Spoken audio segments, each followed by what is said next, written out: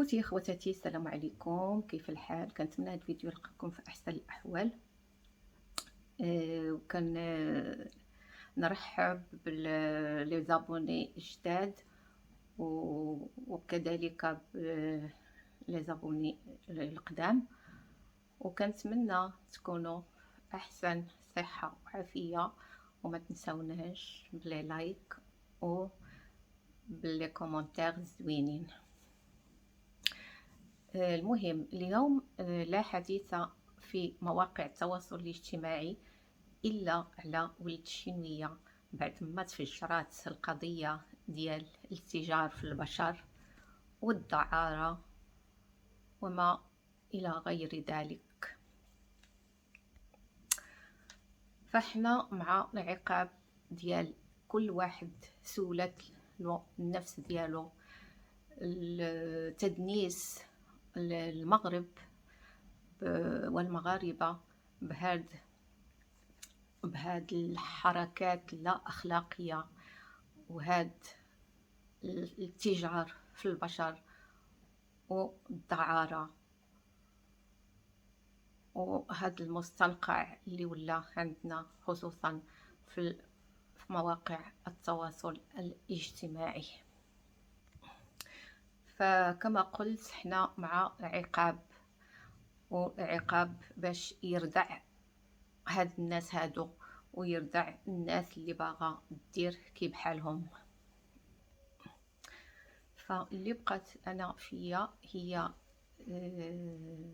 ندى حسي اللي كانت ضحية الأم ديالها ودابا ولات ضحية ديال ولد الشينوية. إلى اتضح أنه بصح كان كيتاجر بها، وهي كانت يعني صغيرة لا تعي ماذا تفعل، وهو كان بدات كان كيغرر بها ودخلها لذاك الميدان. وهذا ما صرح به واحد المصري اللي خرج في واحد الفيديو مع ساري كول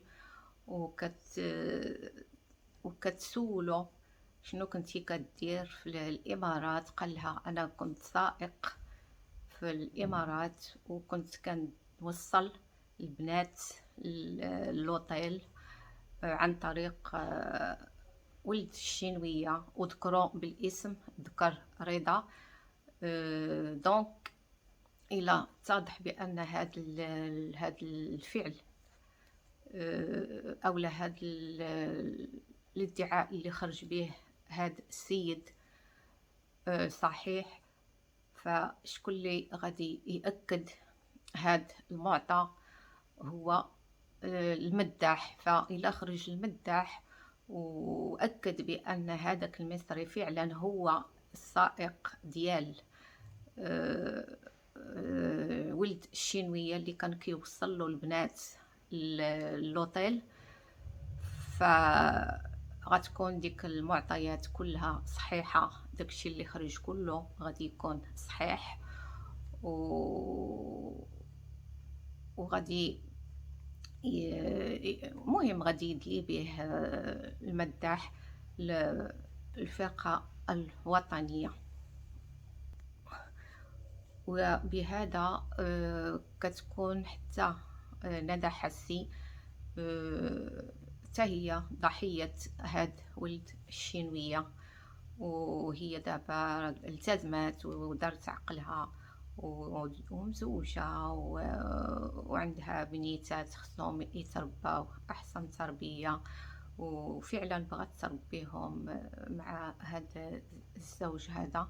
دونك فهي يعني ضحية ديال هاد الأفعال لا أخلاقية. فقد آن الأوان باش تنظف هاد المواقع التواصل الاجتماعي من التفاهات ومن هاد الأعمال لا أخلاقية اللي كتمس بالأخلاق ديال جل المغاربة وكتعطي صورة خايبة على المغرب.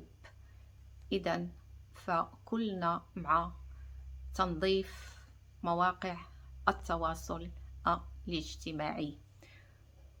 ومن هذا المنبر كنتمنى باش السلطات يعطيو الأوامر ديالهم باش ما يبقاوش يخرجوا داك الفضائح في مواقع التواصل الاجتماعي.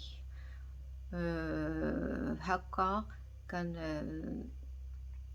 كنكون ساليت من هذا الموضوع، وكنتمنى باش تكونوا في أحسن الأحوال، ومع السلامة، إلى اللقاء.